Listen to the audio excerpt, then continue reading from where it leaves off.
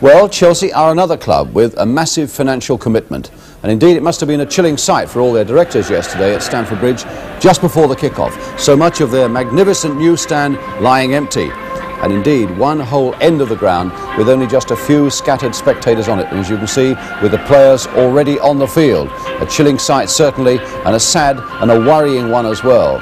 But at the other end of the field, at least the famous shed was reasonably filled, and in all a 20,000 crowd then for the game that means so much at the top of the second division between Chelsea and Bolton Wanderers. First of all then, let's take a check on the two teams for this game. Chelsea now without striker Bill Garner. He starts a suspension on this particular game, but back in their team after a long layoff with injury is the old Stamford Bridge favourite Charlie Cook. As for Bolton Wanderers, who come to this game in third place in the table, they have a player back after suspension, their number 9, Gary Jones. A lot to hope for from this match, with skill in plenty from two old favourites in the number 11 shirts. Needless to say, Charlie Cook of Chelsea is one of them. And then there's Peter Thompson, after so many magnificent seasons in the great Liverpool side of the 1960s, there at number 11 for Bolton. The referee today is Roger Kirkpatrick from Leicester, and I think you must admit that there's always a touch of class about the crowd at Chelsea as we wait for the start. So Chelsea kick off in unorthodox fashion as well, as it was flicked up in the air there by Teddy Maybank. Chelsea in the all-dark strip of blue, and away they go now with Gary Stanley in the middle of a very good run, and they've won themselves a free kick. Chelsea unbeaten at home, unbeaten in 7 successive games, and they've won the last 4. Now confronted by a Bolton side lying third in the table, unbeaten in 8 consecutive away games, beaten at home last week though by West Bromwich Albion. Here's Wilkins with the kick, and Paul Jones rising for it with Sam Allardyce, and so a corner for Chelsea. And back in the fold again, Charlie Cook.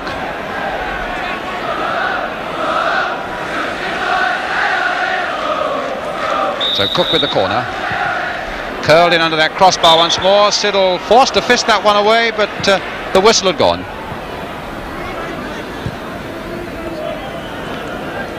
Former England youth international.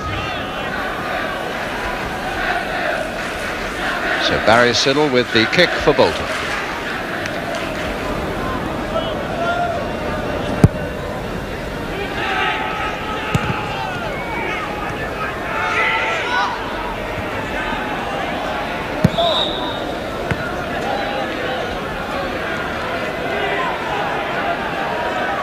Number 2, Gary Locke with Chelsea's throw. Cook. No foul. Britton killing it well. Locke playing the early one to Cook. Turned on nicely there by Cook. The crowd really enjoyed that. That's a good cross going in early there. Maybank went down. Referee said no infringements at all. If anything, it was a pushing the other way. And indeed, he's given a free kick to Bolton. Good move there by Chelsea. What a lovely flick by Cook. And a beautiful first time cross there by Gary Locke.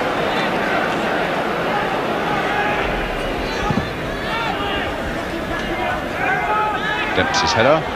Wilkins. Harris.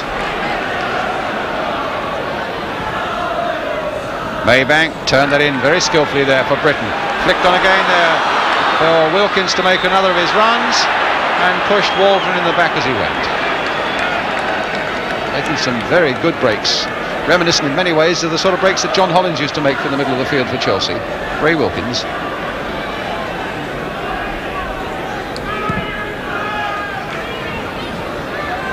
Reed.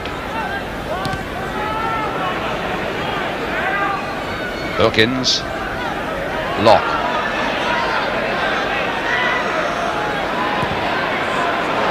Britton it was who made the run that time, but the ball didn't arrive. Thompson. Nudged out of that situation by Stanley, the number 4, a free kick to Bolton.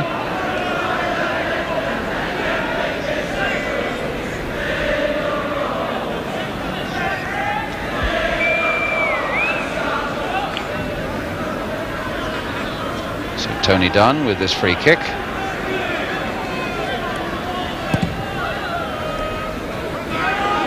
Well, that was flicked on to Watmore. And another free kick to Bolton. From a position of some danger for Chelsea.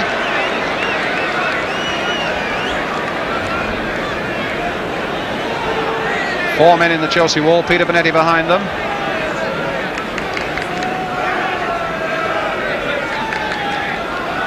Ray Wilkins doing a bit of organising, Ritson and Thompson behind this. Played though instead for Waldron and hit first time. Oh, and he hit the post, and it's in there. Put there by Greaves. And Chelsea are behind. The free kick struck beautifully there by Waldron. Went through the Chelsea defence, hit the wall, or hit the post rather, came out, and Greaves had a relatively simple job. Chelsea 0, Bolton 1. Roy Greaves the scorer, fourth goal of the season for him.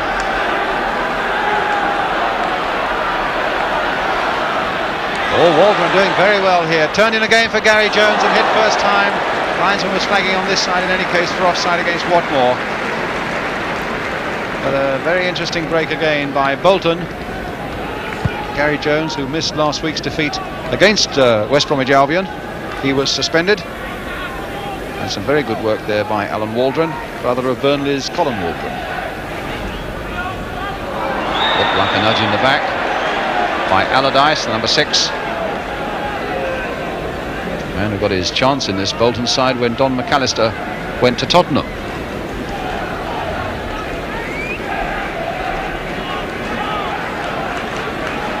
And so it's Locke with the free kick.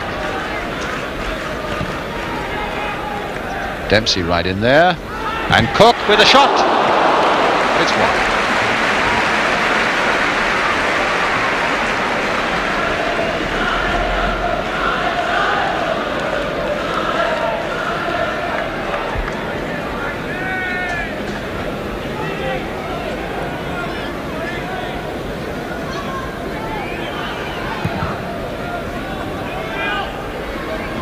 Troy, a mighty header. Now this might produce something for Chelsea as Hutchinson takes it up. He's brought down. The referee won't even consider a penalty. And he was right. Wilkins. Troy. Hutchinson offside this time. The crowd and the linesmen are not the most popular people in Stamford Bridge at the moment. But they can only give it the way they see it. And he clearly thought that Hutchinson was offside.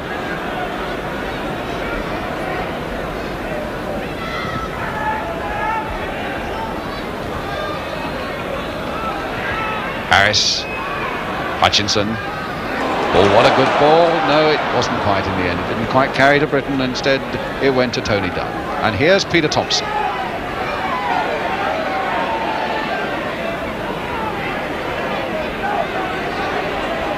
Oh, that was beautiful. Oh, that wasn't bad either. Reed trying to get his shot in, but gently into the arms of Bonetti. Free kick. Just a little too ferocious there. Paul Jones on the back of Hutchinson. Being called to the referee.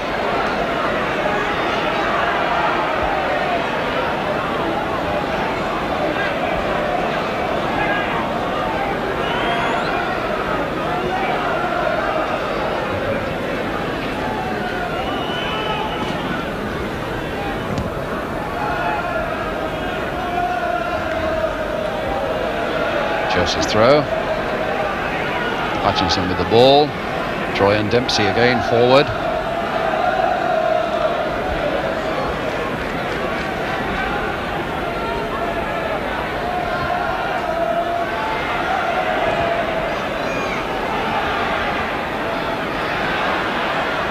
Watmore in there. And another throw for Chelsea. And Hutchinson well placed to take it again. Another massive throw there. Droy, a backward header, and Maybank almost got in there. And Cook was on hand as well. And a long throw by Hutchinson again. Very nearly fell for Maybank, and Cook was so close to before Siddle grabbed it. Good first half for Bolton. They've defended well, they've given Chelsea nothing. They've snatched very well the one real chance that came their way. And with this organised defence, it's quite clear that Chelsea are going to have a struggle pulling this one back. Yet they themselves have played with a lot of imagination, particularly in the ability of the midfield players to come forward. Roy. Paul Jones, the number 5 for Bolton's, had a superb game. Charlie Cook. Another throw. As the whistle in fact goes for half-time. The goal scorer for Bolton, the number 4, Roy Greaves. Greaves, of course, a famous name amongst the goal-scoring charts at Stamford Bridge, when famous Jimmy Greaves was here for so many years. But it's a more painful one today. The goal from Roy Greaves separating these two sides. On the big match today, 2 more games, plus your letters, but a half-time score then at Stamford Bridge that says Chelsea 0, Bolton 1. We'll be right back with the second half.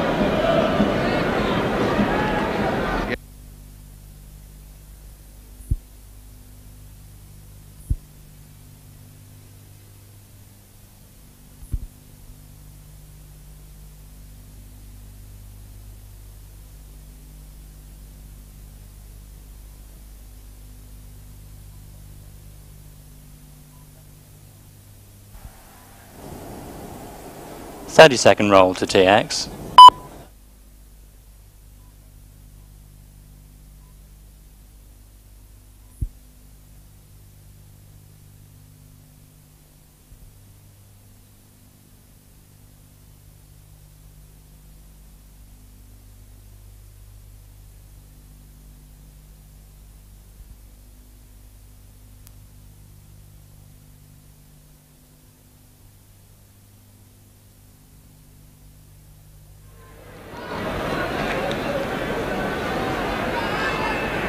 So welcome back to Stamford Bridge. Bolton now kicking off, attacking the goal to our right. They're of course in the all-white strip and they're leading by that 1-0. Watmore trying to get in but beaten to the ball by Dempsey. Although they've defended very solidly, Bolton, they're not renowned as a defensive side. Indeed, only Bristol City have scored more goals than they at the start of today in the 2nd division. Dempsey will get to that one. David Hay in the tracksuit there. Stanley. Troy to Harris. Tony Dunn's head of that time. Gary Jones. Britton, oh, he let that go beautifully. Nice little dummy there. Wilkins. Oh, this might give Bolton a chance to break away again. It's Peter Reid now on the ball for them, and he couldn't quite find Watmore. Dempsey, knee I think it was, the right knee probably just deflected it enough. Here's Dempsey again. Playing it for Harris. Inside for Stanley.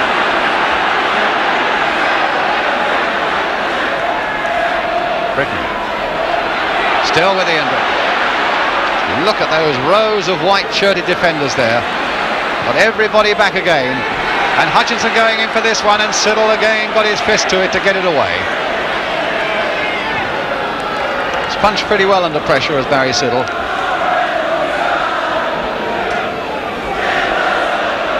Wilkins to Britton. Now for Cook. Locke making a good break for him. And still with Charlie Cook. Playing it all the way through. But Roy Greaves was there in the end to make the last interception. But here's Cook again. And here's Harris. And here's Wilkins. It'll come for Locke. Hurled in again towards Ian Hutchinson. Now will it come for Charlie Cook? It has, and it's over, and the flag was up in any case.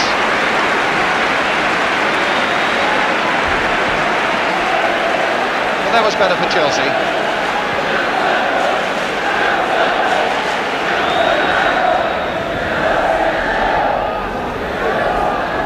It'll come for Troy. Britton. Oh, what a good piece of play there as Locke takes it out. A lovely dummy by Stanley. The cross comes in towards Hutchinson. And again it was that man Paul Jones, the number 5, who's had a brilliant game, who got in the way. 22 years old, that number 5. And what a future. Certainly that looked to be so good for Chelsea. A lovely break down the right, and when Locke curled that one in, Jones was equal to it. Here's the long throw then from Ian Hutchinson. And that time just past the post. Troy probably got that final touch as he leapt in the air there. But it's a goal kick for Bolton.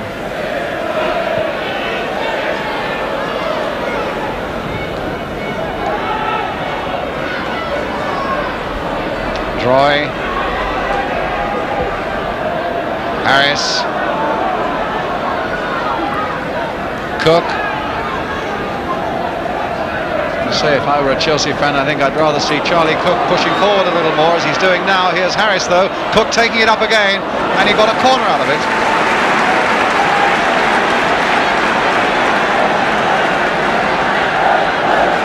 Which Charlie Cook will take himself.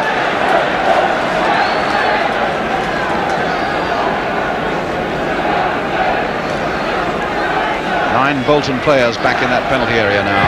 As Charlie Cook curls another corner in, Mickey Droy's right in there. Hutchinson curling it back again, and Siddle turned it over. Very, very good goalkeeping there by Barry Siddle. In the first place, withstanding a tremendous buffeting there from Mickey Droy to get his fist to it.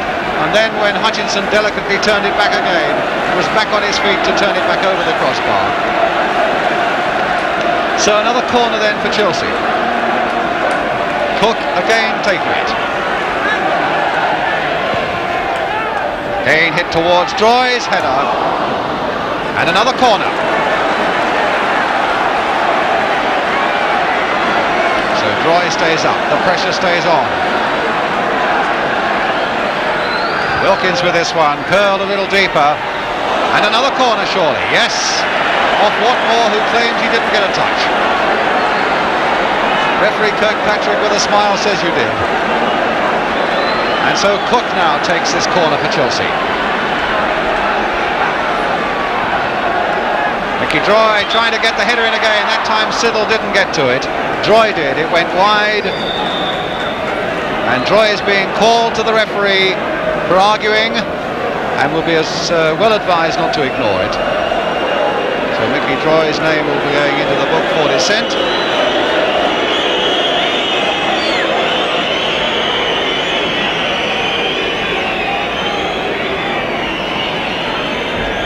Back again, he might just as well keep it buttoned.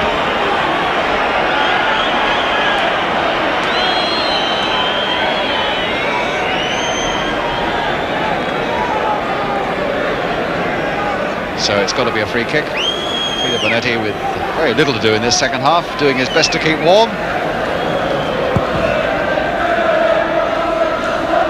Dempsey.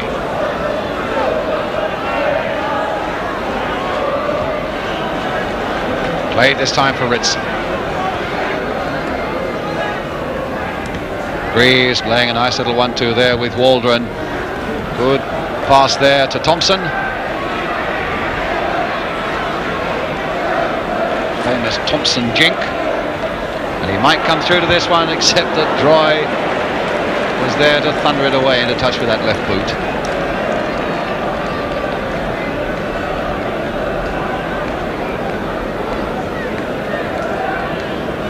So Roy Greaves with a throw. John Dempsey.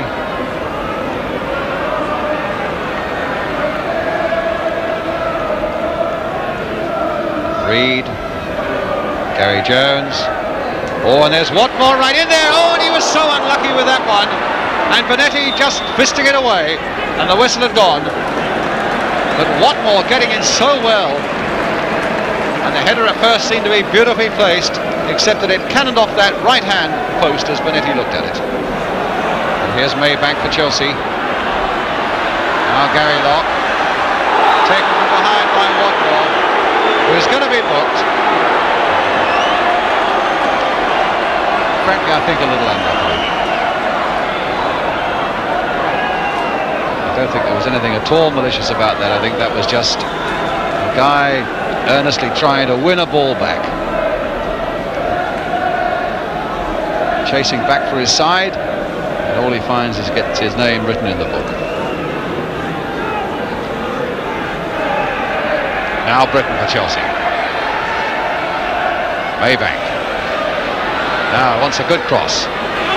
Roy is right in there, and it might come now for any one of them. Oh, was it a penalty? Handball on the line. Penalty given. Well, that came floating in there, and Roy got up at the far post magnificently to head it back. And two Chelsea players looked as though they might bundle it over the line. There was a suspicion of a handball. The referee had no doubts. So, 4 minutes to go. Pressure on Chelsea, and above all on Ray Wilkins, their young skipper, who's got to take it. Now Wilkins versus Siddle, and Siddle has saved it.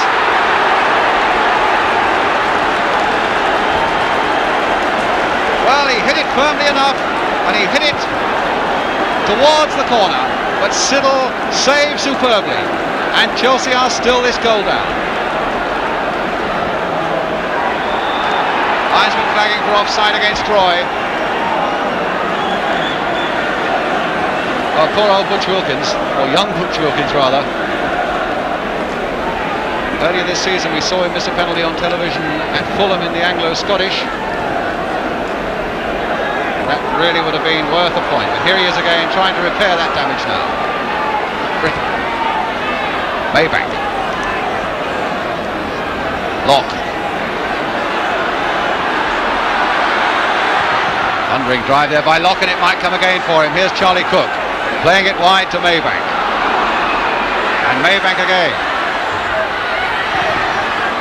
And it might still come for Chelsea, except that Reed is there for Bolton, and it finally goes off. Stanley behind for a Bolton throw.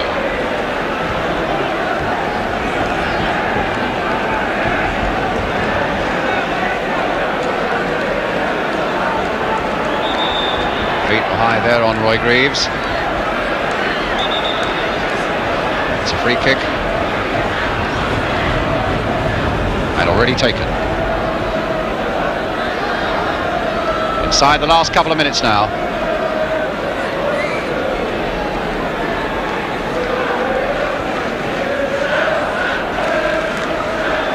Onside, he's all right.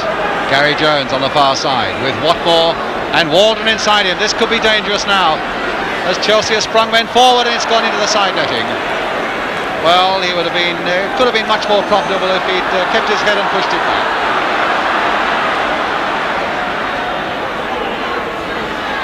Britton now.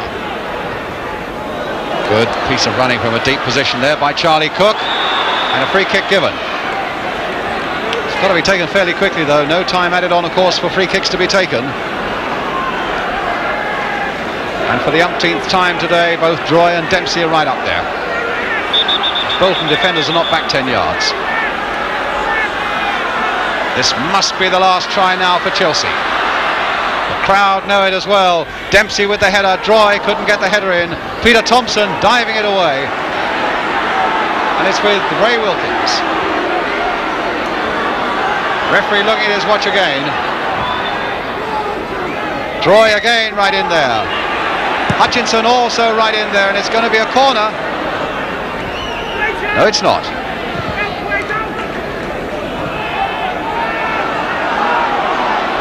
What more after this one, but all to no avail. The final whistle has gone, and Bolton have won a game by a goal to nil. But the hero for them, their goalkeeper Barry Siddle, with that great penalty save 4 minutes from the end. Missed there by the Chelsea skipper Ray Wilkins. A miserable afternoon for him. The only goal of the game scored by the bearded Roy Greaves in the first half after a free kick. So the end of Chelsea's run, Bolton taking one step further towards getting that position back in the First Division. And a final score then at Stamford Bridge. Chelsea 0, Bolton Wanderers 1. So Bolton win, they go into second place. I must say they look a wonderful bet for promotion now. They're hard, but they're balanced, they defend well, and Peter Thompson's always likely to find them an opening up front. But what about the goal they scored yesterday against Chelsea from that free kick in the first half? Quick bit of thinking there by Peter Thompson, and Waldron comes in. And I think the thing you'll notice now most of all after the ball hits the post is that no Chelsea players react at all. And it's Roy Greaves who's able to tuck that rebound past Peter Bonetti for the only goal of the game. But again this week, the controversy of the game concerns a penalty. Not that it was given, the referee was absolutely right about that, as we shall see. But that the goalkeeper quite clearly moved before the kick was taken. There was something else as well, meaning that it should have been taken again. But let's look first of all at the incident. A nice cross here by Teddy Maybank, a deep one towards Mickey Droy, who gets up so well and heads it back. Two Chelsea players come in there and look like bundling the ball over the line. Every chance of it going in, and there's the handball there by Roy Greaves, ironically the man who'd scored the goal for Bolton. But then we come to the penalty itself. And watch very closely now the goalkeeper who moves before the kick is taken. He should keep his feet on the ground, but look at that. The most blatant piece of movement by a goalkeeper I think we've seen for a long time. But look also at the white-shirted figure shielded there by Mickey Droy. That's Alan Waldron, the Bolton number 7, clearly inside the penalty area, and that is encroachment as well. So there are two reasons there why that penalty should have been taken again. Butch Wilkins hit that quite well. And in fact, because he'd already started his movement, it made it just that little bit easier for Barry Siddle to bring off what nonetheless was a very fine save. But yet again, we've got a prime example, haven't we, of how a team can be robbed of a further chance of scoring an important goal. Now, it's not simply a criticism of referee Roger Kirkpatrick. I think most players would agree he's a good referee and a popular one too. But it's really of the whole refereeing system when it comes to supervising penalties.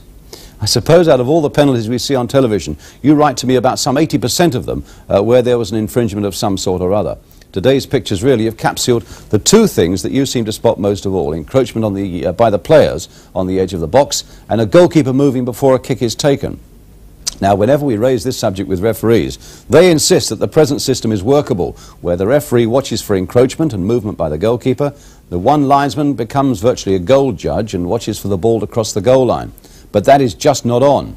Penalties almost inevitably provide the turning point in the game, as yesterday's indeed came at a most crucial moment. And we believe all three officials should play a part. The referee should concentrate first on whether the goalkeeper moves before the kick is taken. He'd need to position himself a little to Roger Kirkpatrick's left behind the ball there. You see Roger Kirkpatrick looking at the kicker there, but you'll see when the kick is taken, he's not really watching the goalkeeper at all. And he can't, because it's absolutely physically impossible for him to see those two things. Just watch the referee's head now move there. So he couldn't possibly have seen the goalkeeper moving. It's physically impossible for him to do it. So he should be concentrating on the goalkeeper moving. One linesman, I think, to watch for the ball to cross the line, as now, but the other one surely to be brought in to watch for encroachment. Now, I know the referees say that if the ball strikes the crossbar from a penalty and play flashes to the other end, that the linesman can't get back down the field quickly enough. But I think you'll agree that that's a gamble that is worth taking to get things absolutely right from the penalty spot. After all, Ray Wilkins hit that penalty quite well. Two Bolton players were allowed to step outside the laws, and Chelsea were denied a chance of a point. It really is time that referees got together on this one. There are so many loose areas in it, and thrashed out this penalty business to the benefit of themselves and, more important still, to the players and the game as a whole.